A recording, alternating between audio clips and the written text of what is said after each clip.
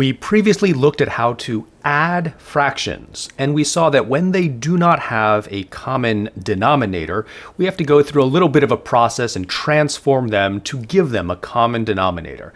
But it turns out sometimes this involves too much extra work. It would be better if we can find what's called the least common denominator. So that's what we're going to try and find in today's lesson.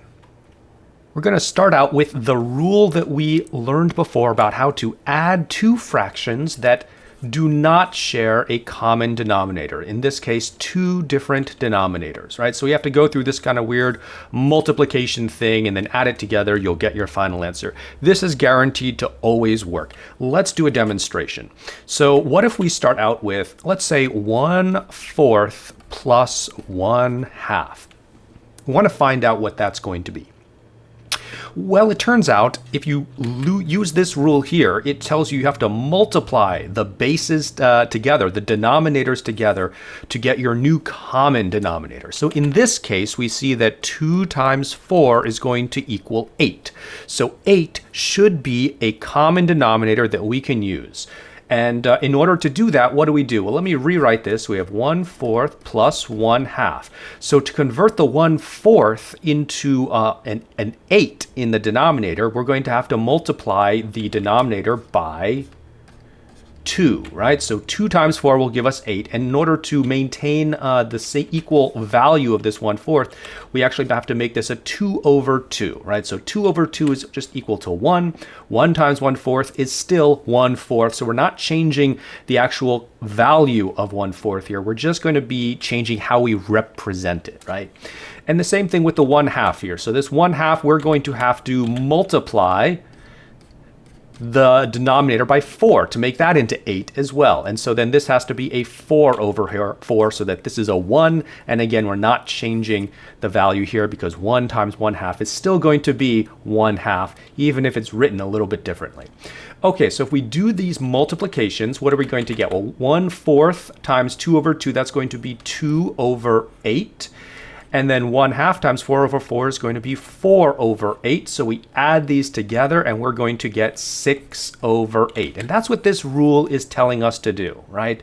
So we're essentially transforming these fractions into ones with a common denominator of 8. And then once you have that, you can just add the numerators together and we'll get this 6/8. But we're not quite done because 6/8 can be simplified, right? So 6/8 is actually equal to, well, this is the same as 2 times 3, and 8 is the same as 2 times 4. So there's a common factor of 2 here, and we can cancel that out. And so really, this is going to be equal to 3/4. That's a better way of representing the answer here, okay?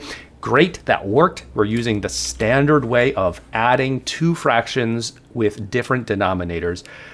But if we notice, we wound up with an answer here with a denominator of 4, and we already start this fraction out with a denominator of 4. So we kind of like made it bigger into an 8, and then we simplified it back down to 4 again. That's a lot of extra steps. What if we just went with a lower common denominator? Instead of 8, we could just use 4 from the beginning, couldn't we? So let's see what that would look like.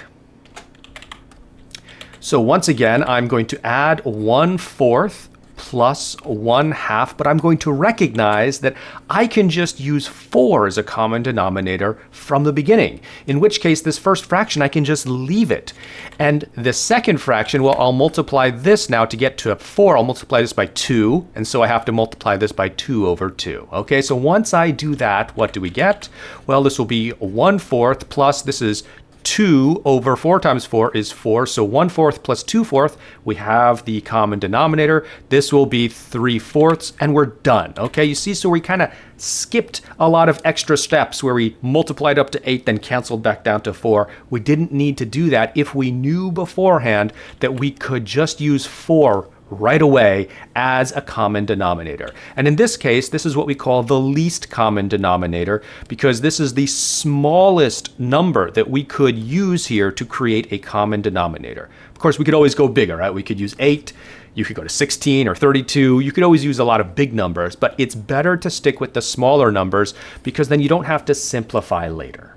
All right, so that's the basic idea here. Let's see if we can show you another example why this is so useful. So here we have another example. If we were to use just the standard rule for adding fractions together here, we would construct a common denominator by multiplying these two together, right? So what that means is I would multiply this first fraction by 1024 over 1024, and I would multiply this second one by 512 over 512. And that way, you are constructing, sort of transforming them into a new fraction with a common denominator of 1024 times 512, whatever that is, right? So let's see, how would we do this? Well, we would get essentially a denominator of 512 times 1024, that's some big number, and in the numerator here we would get 14 times 1024, and we would have to add 31 times 512. We could do this, this would work. This is a lot of multiplication with big numbers, and we would probably have to simplify a lot later. That's too much work. It would be better if we recognized there was a better common denominator we could use, a smaller one, the least common denominator. And by looking at this, we can actually see what that's going to be. That's going to be 1024 because 512, we can multiply that by 2 to get 1024. So 1024 is already going to be a multiple of 512, and it's also a multiple of itself, just times 1, right? So that's going to be our least common denominator here. So let's try and do it that way. Let me copy this. Okay, so if we copy this over, really what I have to do is I just have to multiply the first fraction by 2 over here. So it'll be 2 over 2, and I can leave this one alone because now what am I going to get? I'm going to get, this is equal to, what's 2 times 14 is going to be 28 over 1024 plus 31 over 1024. And what's 28 plus 31? That's going to be 59. 59 over 1024. And now I'm already done, right? So the idea is if I was to do this whole big fraction here, eventually I would get a number and I could simplify it down to 59 over 1024. But look at how much more work that would be. Right? So finding the least common denominator is going to be the best way, really, to add fractions together that do not share a common denominator to begin with. Okay, let's look at maybe one more example to really drive this point home. So once again, another example here. We've got two fractions, 7 over 36 plus 1 over 120. And of course, I know I could do this by multiplying this fraction by 120 over 120, multiplying this one by 36 over 36, and then doing a lot of simplification later, I should get an answer. But that's too much math. Now, the problem is here, I don't really know what a good common denominator to use here is because I can't just multiply 36 by something to get 120, right? 36 is not a factor of 120. So I would have to find some other number that is sort of a multiple of 36, right? This is what I need. I need a multiple of 36, so I can multiply this 7 over 36 by something over something. And then I also need a multiple of 120. And I need these to be, I want this to be like the smallest multiple of 36 and 120 that would be the same, right? So I'm essentially looking for what we sometimes call, in a more general term, is I'm looking for the least common multiple of 36 and 120. And then if I put that in the denominator, well, then I just call that the least common denominator. So you might see people talk about the least common multiple or the least common denominator. In our case, because we're putting the least common multiple in the denominator, it's kind of the same thing. But if you're using it for other applications where it's not in the denominator of a fraction, then you might just call it a least common multiple. Okay, and sometimes we'll abbreviate that with with, in this case, a least common multiple of, or a least common denominator, right? So you can have two different terms here.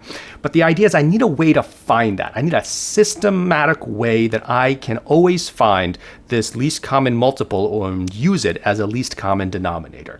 So that's what we're going to try and find. We're going to use a special procedure that's going to help us find this, this least common denominator. And that's called prime factorization. Okay, so I have the same exact problem here, and I want to show you how we can find the least common denominator to use for these two fractions.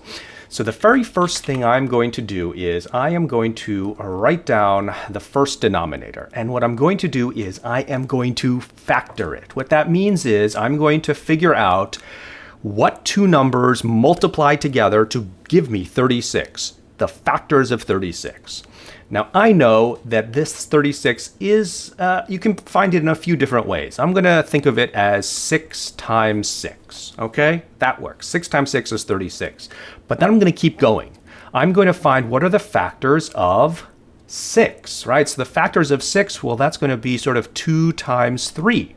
And so I'd have another 2 times 3, right? Oh, 2 times 3, right? So I've broken it down further. Now, can I do it again? Can I break a 2 and a 3 into factors? It turns out I can't, because the number 2 and the number 3, these are prime numbers. So the only factors of 2 are going to be 2 and 1, right? The only factors of 3 are going to be 3 and 1. So it's no point in breaking them down further. Instead, I'm going to collect these together, and I'm going to group them, and I'm going to call this 2 squared times 3 squared. Okay, that is what I've done. I've just done a little bookkeeping and written them in a more compact form.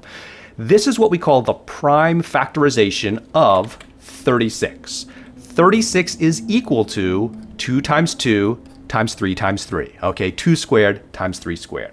Now I'm going to do the same thing for the other denominator here, 120. What is the prime factorization of 120? Well, again, I can think of this as two numbers multiplied together. There's a lot of options here. I'm going to think of this as 12 times 10. I think that's a good way to think about it. So again, I have to break down the number 12. Well, that's going to be 3 times 4, and I can think of 10 as 2 times 5. And can I break any of these down any further? I can. Okay, actually 4 is not a prime number, so I can think of that as 2 times 2. I'm just going to replace this then here with 2 times 2, okay? And so now I'm going to collect everything together, and I'm going to have 3 of these 2's, right? So that's 2 cubed, and then I have a factor of 3 and also a factor of 5. Okay, so here we are, the prime factorization for 120 and also for 36. Now here comes the key part. Remember what I'm trying to do. I'm trying to find a common multiple of both 36 and 120. In fact, I'm trying to find the smallest common multiple, or the least common multiple of 36 and 120. I'll put that in the denominators here, so that'll become my least common denominator. So how do I do that? Well, what I do is I kind of need to compare these two prime factorizations and see like what's missing from one that the other has. So what I mean is when I look at this first one, I see this is a 2 squared, but over here I have a 2 cubed. So that means this 120 has an extra factor of 2. So I need to add this extra factor of 2 here. Okay, and I also know, well, the 3 is fine. Here I have 3 squared, it's only 3 to the first power, so I have enough. But I have an extra factor of 5 that's missing over here. So I'm going to also add in another extra factor of 5. Okay, so now here I'm done. Now for the bottom one, I'm going to do the same kind of comparison. Okay, so the 2 cubed is already bigger than the 2 squared, so that's fine. I don't have to do anything. The 3 is to the 1 power. It's not enough. I need an extra power of 3 here. So I'm going to add an extra factor of 3, and then the 5, well, that's fine, right? There's no other missing things here that I need to add in. So just multiplying by 3 should be enough. So what do I get when I do this? Well, let's look. So 2 times 5 is 10, right? So basically what I have here is 10 times 36. 10 times 36 is going to be, well, that's going to be 360, right? And same thing here. 120 times 3, well, that's also going to be 360. So it looks like 360 is going to be the least common multiple of 36 and 120.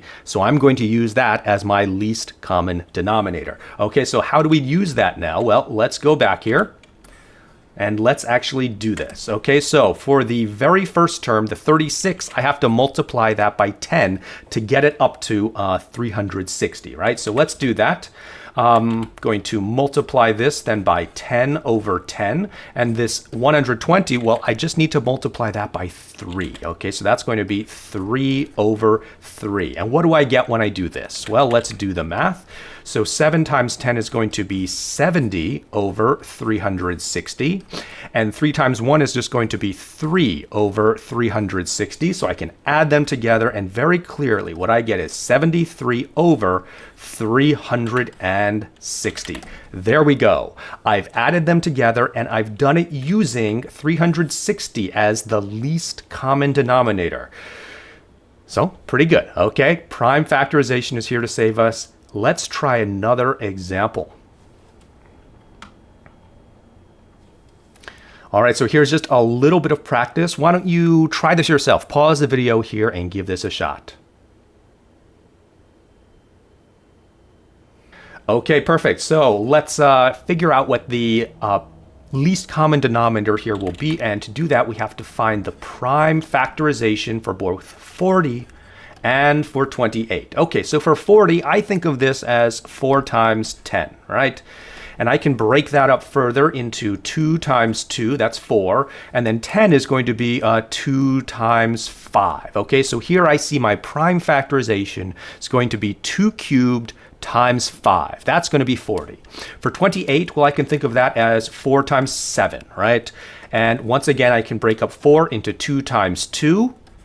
And that's it, I'm done. These are all prime numbers now, so I have 2 squared times 7. So here are the 2 different prime factorizations for the actual denominators that I'm starting with. Now I'm going to find sort of the least common multiple of 40 and 20. Okay, so to do that, I'm going to do a comparison. I see this one has enough 2's, it has enough 5's, but it's missing a 7, so I have to multiply by 7. Meanwhile, this one on the bottom does not have enough 2's. I'm going to need an extra factor of 2.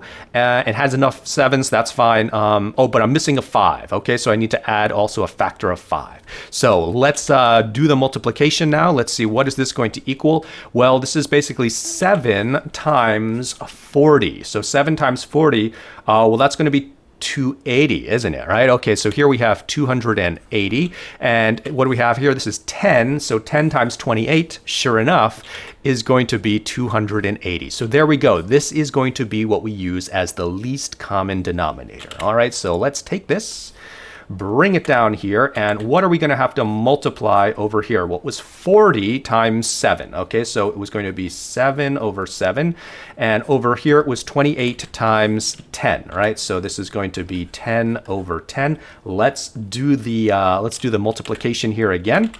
What do we have? 7 times 13. What is that? Okay. So 7 times 13 is going to be 21. 7's a 91. Okay, so this is going to be 91 over 280 plus 90 over 280. And this is then going to be, what's this? 181 over 280.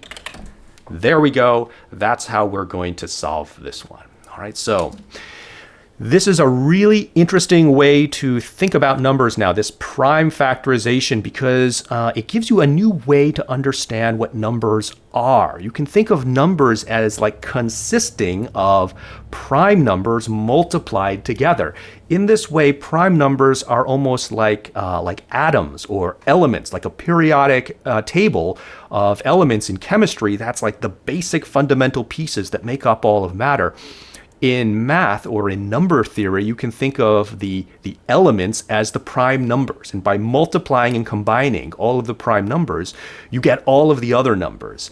And so this is actually going to be a really powerful way to just think about numbers in general going forwards.